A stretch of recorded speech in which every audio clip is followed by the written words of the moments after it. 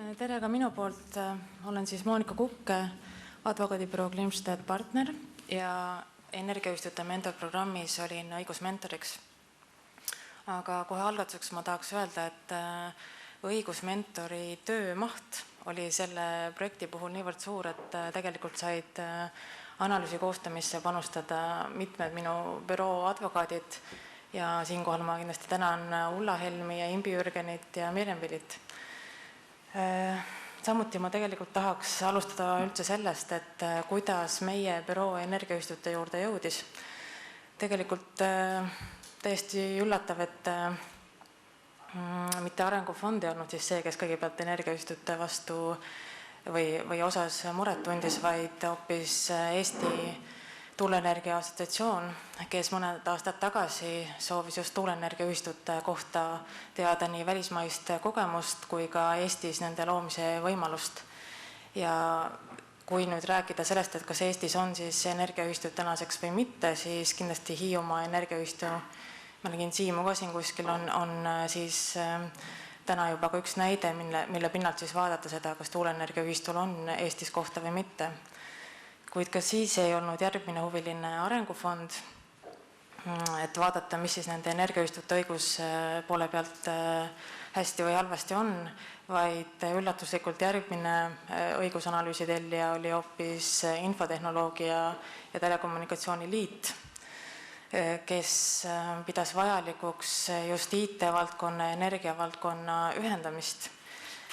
Ja nende huvi oli siis eelkõige elektriühistute poole pealt saada selgus majja, et kas Eestis õigusmaastik toetab, energiaühistute loomist takistab, mida üldse energiaühistud endast kujutavad ja mis saaks siis seaduste parandamise teel ette võtta, et need levima hakkaks.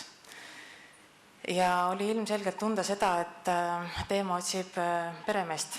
Ja mul on hea meel, et Arengufond, Kristiina, Karolin, Lembitvali ja Irje ja siin Peep Siitam on selle vastutuse endale võtnud, sellise kihvti programmi kokku pannud ja eelmise aasta novembrist, siis selle aasta novembrini ka 10 algatust on lasknud ennast igatepidi uurida, kraadida, testida, küsitleda, piinata, sundida.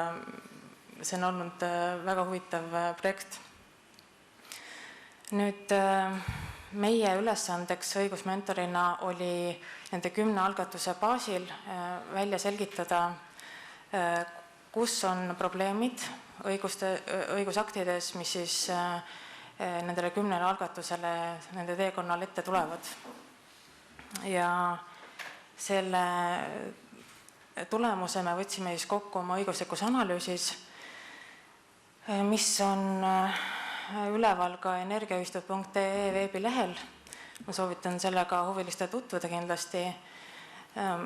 Ja kui siin enne Irje slaidilt käis läbi see, et keskmine ühe algatuse nõustamise maht juura ja majanduse poole pealt on 40 tundi, siis kindlasti algatuse kõik mõtlesid, et huvitav, et ma küll mingit juristi siin 40 tundi endaga tegelemas ei näinud.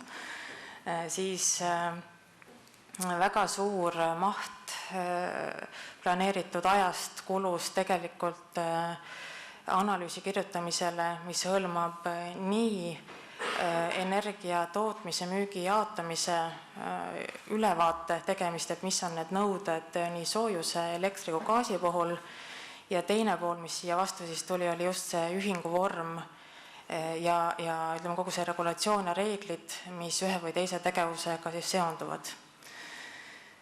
Kindlasti analüüsi puhul oli selline algatustele abistav materjal, selle lisad, mis võtavad võrdlevana tabelina kokku kõik need erinevad tegevusalad, mis nõuded seal kehtivad ja samamoodi siis organisatsiooni vormid, et mille poolest nad on sarnased, mille poolest nad erinevad. Ja üks lisa on siis analüüsil ka selle osas, mis puudutab vara kasutamist. Et kui keegi soovib minna kellegi teise maale või hoonesse tegutsema, et siis millised on need võimalused ja kokkulepped, mis selle puhul tuleb läbi arutada ja kokku leppida. Nüüd meie analüüs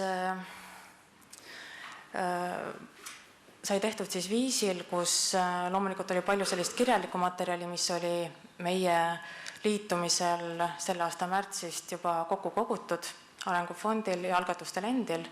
Selle töötasime läbi, see on päris mahukas materjal, kindlasti väga väärtuslik. Siis teine kiire tegevus oli kohe kõikide algatustega intervjuude läbiviimine, kes siis, kellega Skype'i teel, kellega füüsiliselt kokku saades. Ja siis oli meil vaja kohe kiiresti ka maikuus selle kogutud info pinnalt teha kõigile algatustele töötuba. See oli väga intensiivne päev meie jaoks, kus hommikust õhtuni mitte juristidele püüda juura teema hoida huvitavana. Et ma soovitan juristidel seda katsetada. Aga õnneks oli Hiiumaal ja keegi lahkuda ei saanud. Nii et kohavalik toetas meid. Ja selle päeva lõpuks siis me olime algatused nii läbi testinud, et igaüks sai siis teada, et mis vorm on tema idee elluviimiseks Eesti kehtiva õiguse pinnalt täna kõige sobivam. Ja see tulemus oli kindlasti üllatav, võib-olla eelkõige ka välismentorite jaoks, et võta või jäta, et tänane õigusruum energiaühistut toetab kõige rohkem osaühingu vormis. Et see oli siis selline kokkuvõte, kus soovitasime võtta kohe äriregister lahti ja võtta järjekorda ja teeme kõigile osaühingud ära. Mis oli siis selline üllatuslik moment. Mis ma veel tahan öelda analüüsi kohta, et meie lähteülesanne oli selline Arengufondilt, et me analüüsime kehtivat õigust. Seetõttu, kui te analüüsi loete, siis on septembri seisuga tehtud. Viimase muudatuse me tegimegi juulis äriseadustiku jõustunud muudatuste tõttu septembris, mis siis lubab osaühingutel leppida samamoodi hääletamise kokku, nii et kõigil on võrdne hääleõigus, mis oli just selle ühistute puhul hästi sageli esile tõstetud soov, et kõigil oleks võrdne hääleõigus. Nii et me ei ole siis oma analüüsis vaadanud eelnõusi ja me ei ole vaadanud ka tulevikus jõustuvaid õigusaktide redaktsioone. Seda siis arvestage, kui te loete. Nii, nüüd need 10 algatust. Küsisime, mida te soovite teha. Ja siin on siis tabel näitab seda, et elektri ja soojuse tootmine, müük ja edastamine oli enamuse soovideks ja gaasi poole pealt oli ainult 2 algatust.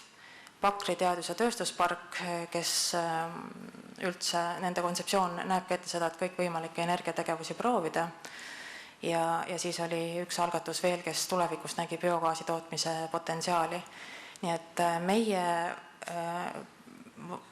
tähendab küsimuste järgi selle valimi puhul on rõhuasetus elektril ja soojusel.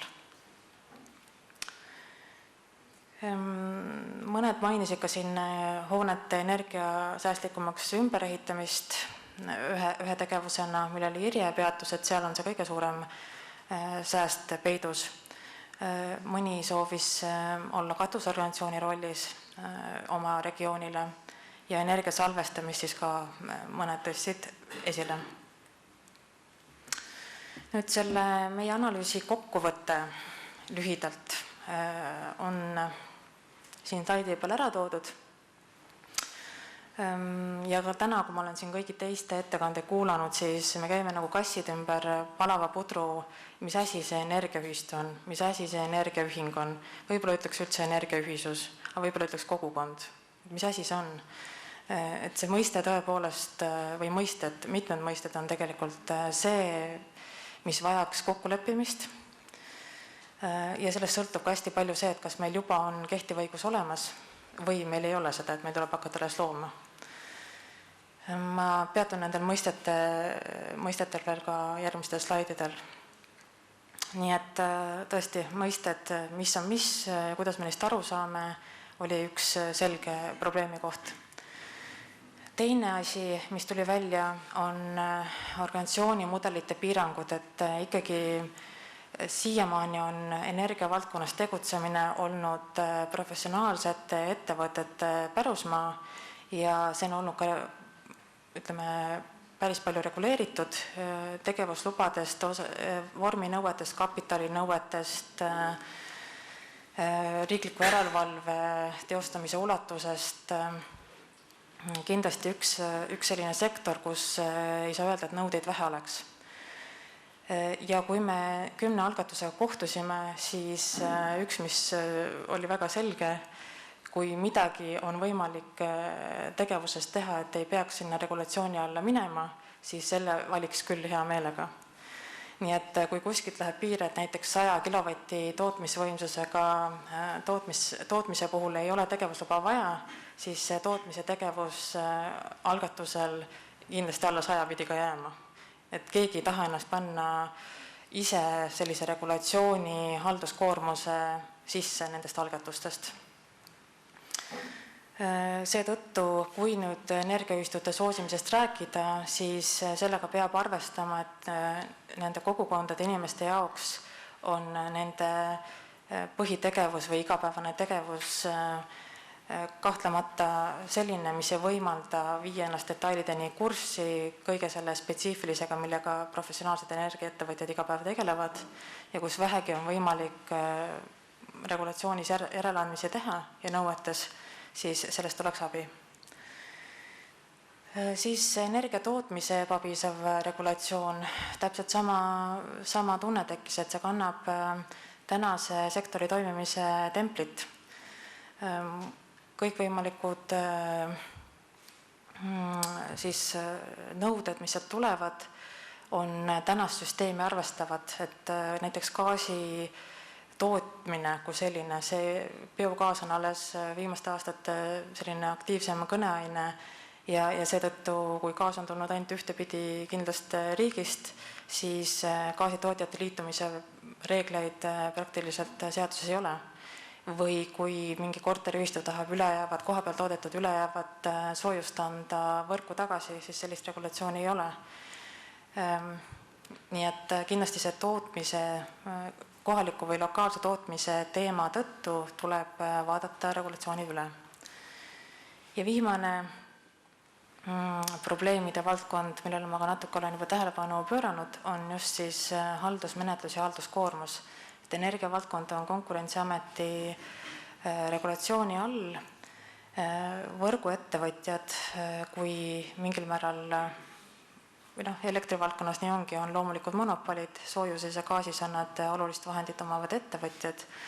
Nad peavad kohtlema kõiki võrdselt, nad peavad täitma arenduskohustust, nad sageli kannavad ka viimasena vastutava tarnija kohustusi, siis seda poolt energiaühistud esiteks ei oma ülevaadet, kui palju kohustusi neile oma tegevusega kaasneks ja teistpidi jälle see ei pruugi olla nende puhul alati ka mõistlik kohaldada. Ja Konkurentsiameti võimekus siis neid tuhandeid ühistuid ära menetleda kooskõlastamise poole pealt kindlasti ei ole ka mõistlik, et tuleb leida kesktee. Nüüd mul vist natuke veel aega on, et natukene räägiks siis nendest probleemidest lähemalt. Energiaühistu mõiste on üks asi, mis nii nendes varasemates uuringutes, mida ma rääkisin, mis meie büroo on teinud, kui ka nüüd selle uuringu puhul, ma arvan, et see tuleb selgeks vaielda. Siin käis ka täna see läbi, et kas see on toodan ja tarbin ise ära, või see on midagi, mis ühendab üle Eesti teatud seltskonda ühise tegevuse puhul. Kas see on tulunduslik, kas see on mittetulunduslik, kas seal peavad olema piirangud või see on täiesti vabadus valida, mida, kus, kellega ma teen.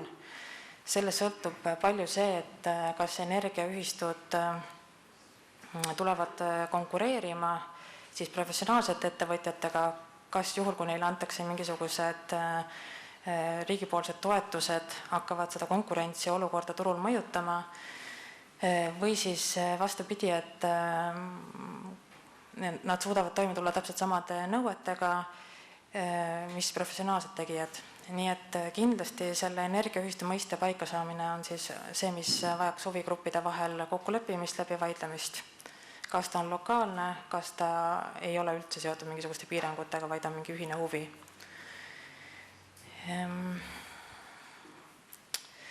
Siis nüüd nende mentorprogrammi algatuste pinnalt need ühised tunnused näiteks, mis välja tulid, olid saared.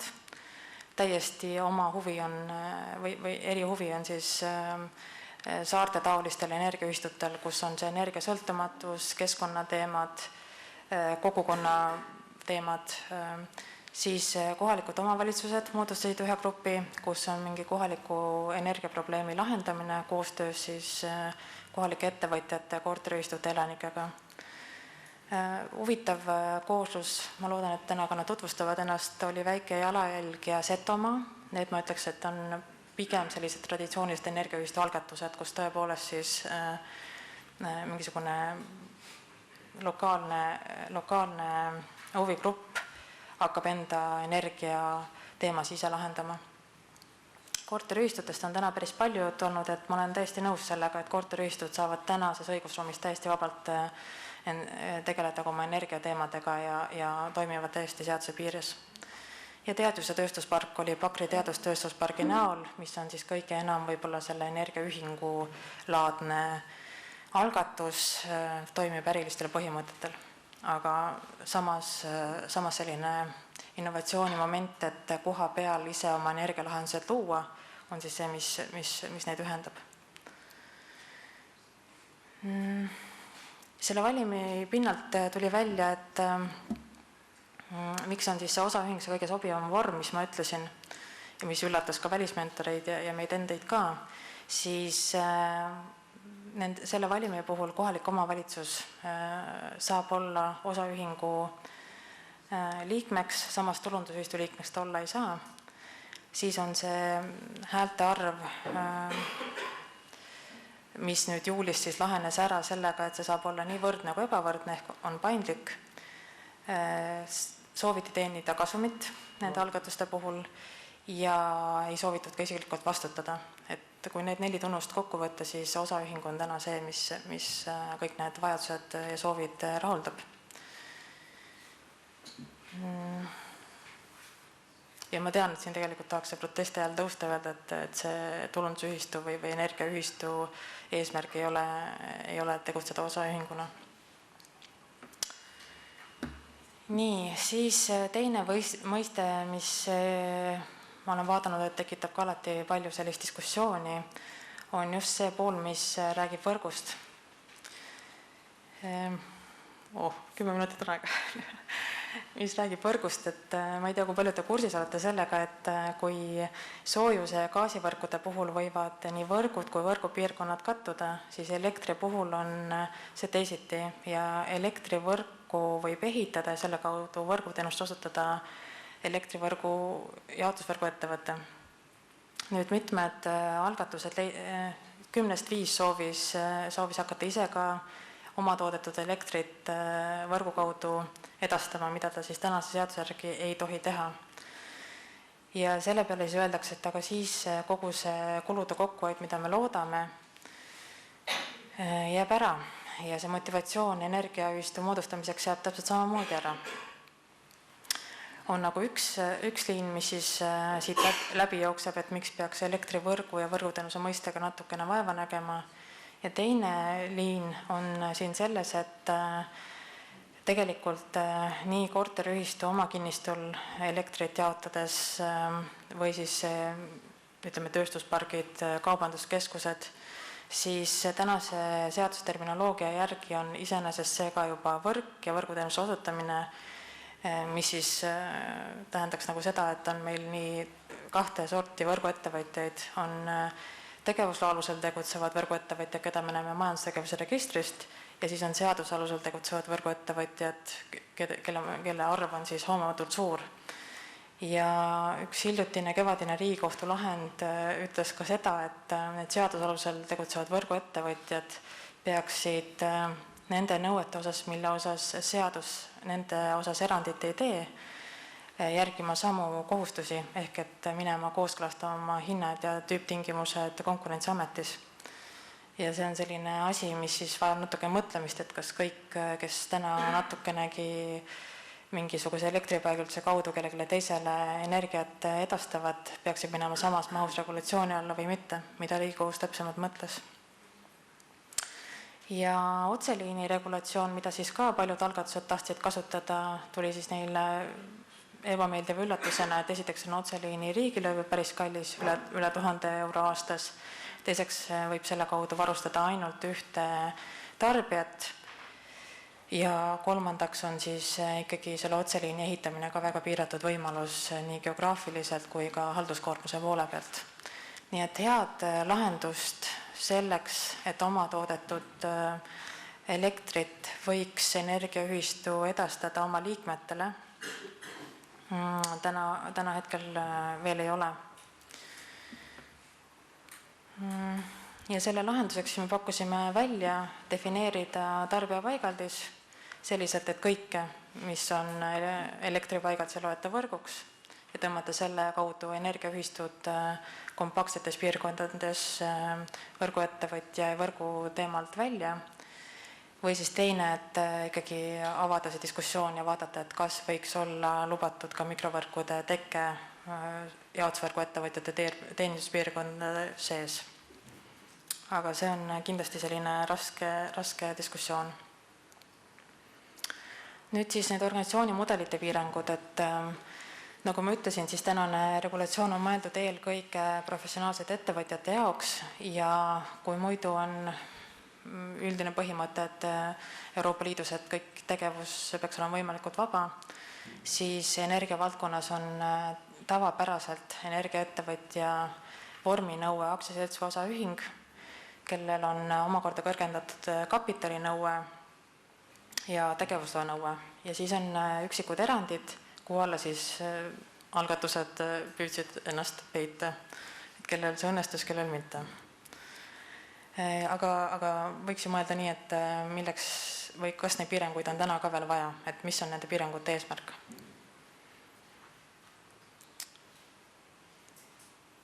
Nii, jah, ja meie ettepanek ongi selline, et kaaluda, et kas täna juba võiks liberaliseerida siis ka just neid vormi- ja kapitalinõudeid ja tegevusloa nõudeid, et kas neid on energiaühistutele või üleüldse selles valdkonnas sellisel kujul täna enam vaja.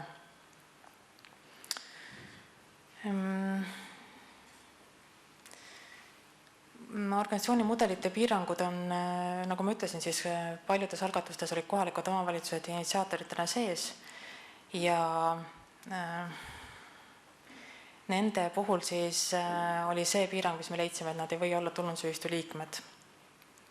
Ja teine probleem, kus ta probleem on, et kui kohalik omavalitsus on energiaühistus sees, siis on koheselt halduskoormus veel suurem riikliku järelevalve hangete teemas.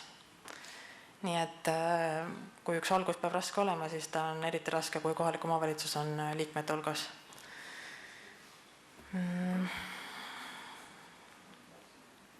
Jah, ja kokkuvõttes siis olidki need gaasitootmise, soojuse tootmise regulatsiooni puudused just selles osas, kuna seda tootmine on olnud siiamaani ikkagi suurte ettevõtjate pärusmaa või siis gaasitootmist Eestis ei ole üldse olnud, siis selles osas tuleb regulatsioon üle vaadata üle ka võrgu teenuste osutamise kohustused soojuse ja gaasitootjatele ja kuidas siis saaks ülejäävat toodangut mõistlikel tingimustel võrku anda.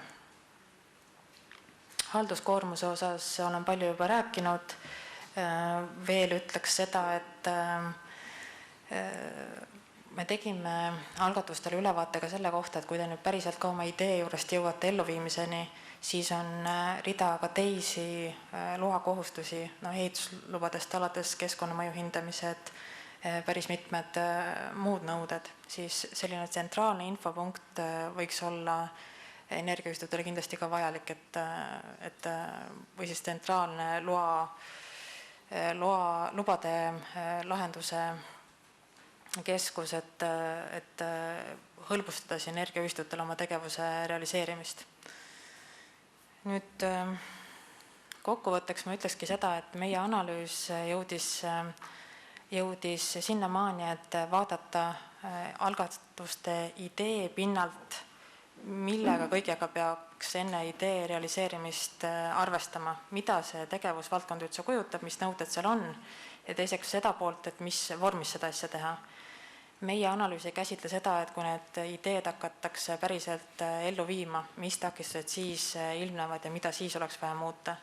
Nii et kindlasti selline realiseerimise või elluviimise etapp saab olema omakorda koht, kust vaadata, kuidas energiaühistut rohkem abistada. Ja ma kindlasti soovin siis energiaühistutele edu, et nad saaksid oma algatused ellu viidud.